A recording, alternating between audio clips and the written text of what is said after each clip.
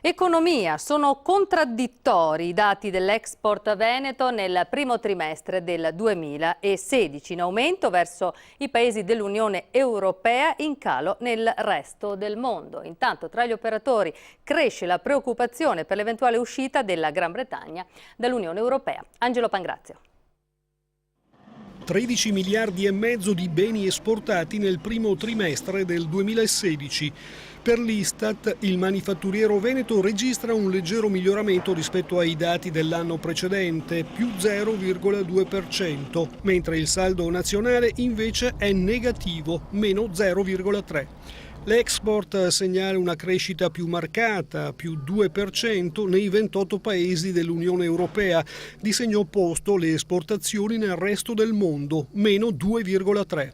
Uno scenario internazionale nel quale crescono i timori per un'eventuale uscita della Gran Bretagna dall'Unione Europea.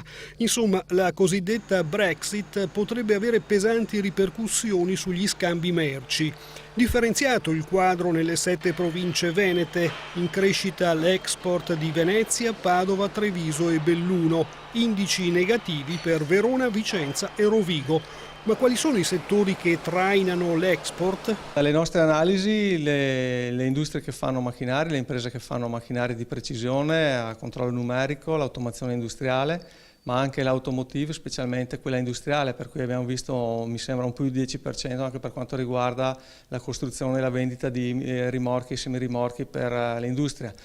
Quando l'industria dell'autotrasporto dà segnali positivi, è un segnale che dà speranza anche per tutto l'altro comparto, perché se si muove il trasporto vuol dire che dietro c'è anche fermento da un punto di vista produttivo.